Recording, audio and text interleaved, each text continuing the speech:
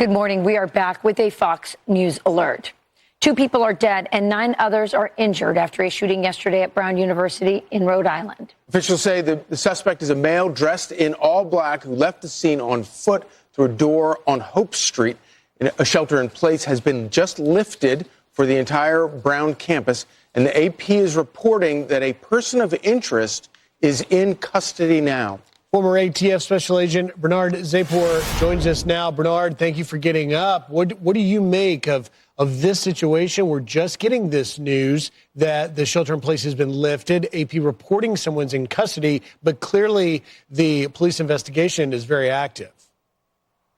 You know, it's an incredibly challenging tactical and investigative problem for all the law enforcement and community involved here, because essentially there's a lot of things that can't begin until the shooting stops.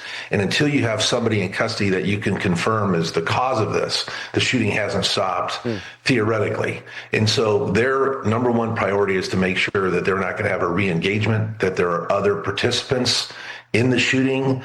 And so, a lot of resources that would be used investigatively are going to be committed to that. Resources have been coming in throughout the night. They're leaning into a lot of technology right now, both for finding the person responsible so they can ensure the safety of the community, and secondly, to get answers as to what's going on. And of course, all at the same time, the management of, 10 plus people, critically injured, people fighting for their lives, the parents and friends and family that are coming into the area to be managed is all critically challenging and number one priority. A lot of resources are going for this. They're getting answers. They have more than they can reveal right now, but it's progressing. It's interesting that that we don't have more video circulating right now, but obviously authorities picked out that one short clip of the man that they say is at least a person of interest walking away. I assume that there's more to it than just what we're seeing right there that makes them think that is the person of interest that they want to talk to. Yeah, I'm confident they have much more video. Additionally, they will lean into things like AI and geo-tracking to get potential pathways, behaviors, and some confirmation as to if they're looking at different video evidence that shows it being the same person in the same locations. And they can tie rather quickly now, contemporarily, they can tie together events tied to victims and where shootings were, where other evidence was left, say like shell casings, to positions of video. And so it gives them a lot of information. Of course, it takes people and officers to respond to the things that are developing here, but they're working on it. You would have this broken down into components. The component is the search, and the component is the investigation. And the search component is also largely looking for, again, they have to determine is there more than one person? It's going to give them relief, because if they have somebody that's a person of interest that develops into being the person responsible, then they can let off the gas when it comes to this aspect of it and concentrate on investigation and crime management and victim management, because obviously you have a lockdown situation in the area, and then the broader community is at risk too if somebody's fleeing from committing such a horrendous act like this.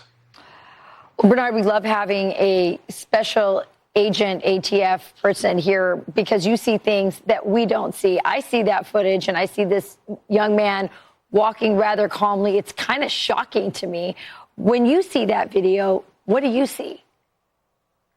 You want to be reluctant on deriving, for example, motive and intent from such small partial pieces of potential evidence.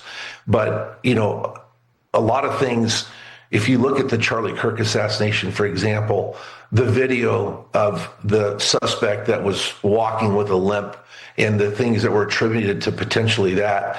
But make no mistake, somebody that goes in and makes a decision to take human life on a mass scale or any scale is really operating without conscience. And so the normal things that we're expecting from a human being doesn't exist. That's why in contemporary active shooter training, we tell people, do not beg for your life. This person looks like a human being.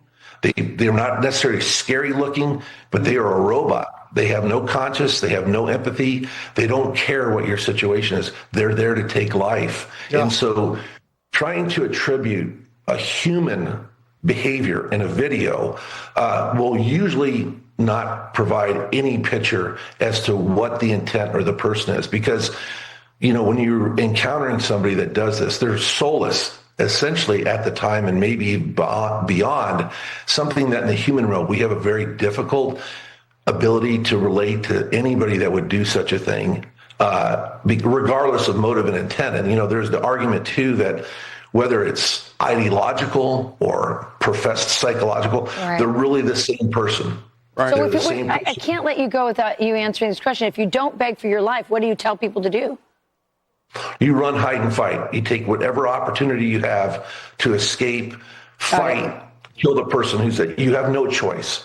You have to act. And of course, the difficulty with this is the normal human reaction to hostile gunfire is to freeze solid. We have that in us because it's physiologically overwhelming. And contemporary teaching is just to give ourselves a pathway to act the best we can. And even in those circumstances, we may not have an opportunity. Run, hide, or fight. Great insight as always. Thank you, Bernard Zapor. Thank you, Bernard. Great stuff.